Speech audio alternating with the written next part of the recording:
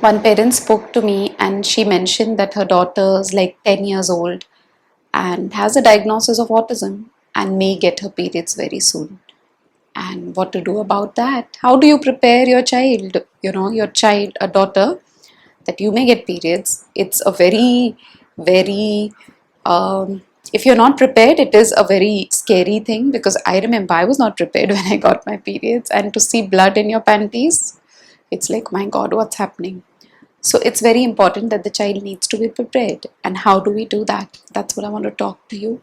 I can't explain you the details, but I want to give you some tips, some pointers which you can use them and start working. I don't have a scientific way of doing it, but whatever that I did and whatever that has helped my kids and families that I worked with is what I want to share with you. I feel teaching a child about growing up is an essential part for any child, even if the child has a diagnosis of autism or does not have. It's very important that if your child has an idea about what is private behavior and what is public behavior. When I say this, I start this from when a child is like as young as 3 years or 4 years old, where a child will always close the door when he goes to the toilet or potty. Always change, always. The word I'm using is always. So the child would always use the close the door when he or she is changing, even if they're very little. That is one thing. So the aim is that the child learns that this is a private behavior. I cannot do it in front of everybody. That is an important thing that needs to be inculcated from the beginning, and not just told but even modeled, which means when you are changing your clothes, as a parent you would say, and you would bring it to your child's notice, see, I'm changing, don't come into the room. We do that. I'm sure you may be doing it, but do it more explicitly, so that the child knows that is your private behavior. You change clothes in private, you go to the toilet and you close the door, so the child learns. So that's how I would model. That is one. Second thing is about social stories. Using the social stories, preparing your child well in advance, that showing pictures, real pictures. If you have your pictures, I'm talking about mothers having their own pictures of how the mother looked like, how you looked like when you were little, how you looked like when you were like 6, 7, 8, 9, 10, or whatever, and how you developed into the woman who you are today. So the child knows, oh, this is how I am going to grow up also. Okay, and then I talk about what are private parts and how they need to be covered. We talk about good touch and bad touch. These all things will lay the foundation, so that my child gets ready for periods. I can't suddenly start talking about periods. So teaching them public behavior, teaching them private behavior, door has to be closed, talking about growing up, using those social stories. When you know that your child is near puberty, showing those pictures, not showing pictures. I mean, I have shown pictures to kids of models who are in bikinis, and I tell them, see, they've covered these parts. These are your private parts. You do not show them. These are your private parts. They need to be covered at all times. This is clearly conveyed in the social story. So we speak about good touch, bad touch.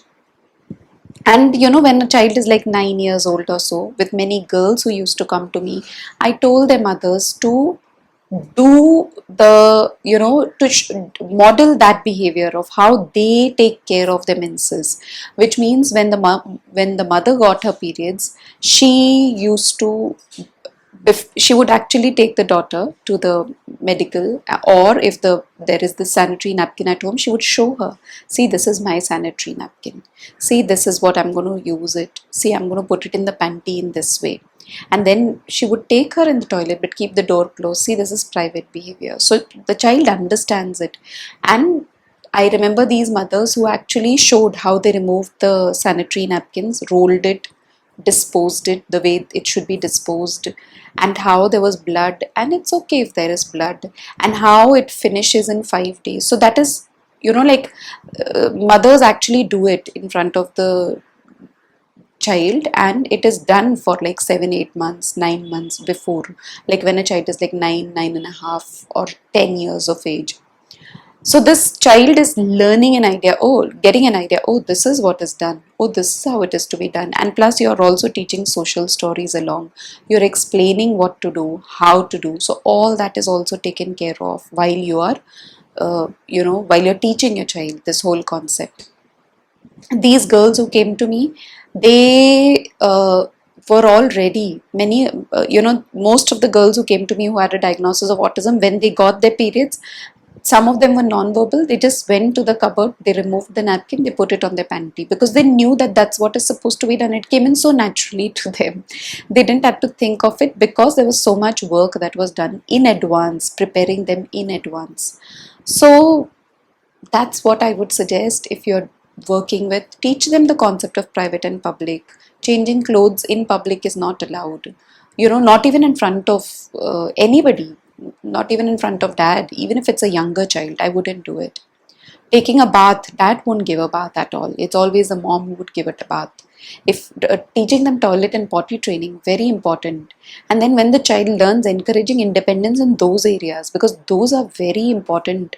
We don't want a girl child to know that dad can wash me after I've done my big job. No. So those kinds of things have to be worked upon early on. Toilet training, potty training, private behavior, public behavior. Once all that is taken care of, we introduce social stories, show pictures, what it's like growing up, how you get hair here, talk about it. So speaking about all those things would really help. Talking about bras and how they need to be worn, because some kids have tactile issues and they're not comfortable with the bra later on. So when all of this is done in a very, very slow, gradual manner, prepared in advance, when the mom washes a bra and puts it out for drying, it could be shown that, see, this is what is worn. Pictures, as I said, bikinis, that, see, these people wear it, they cover themselves because this is how development happens. All of this, if it is prepared well in advance, when the child is like 9.5, 10 years of age, child gets ready. It depends. You kind of know when is your child going to get their period. So 9.5 onwards, I would start preparing a girl child for all of these things, and that's how you would prepare them for periods. I hope whatever I spoke was helpful. It's a very simple general strategy.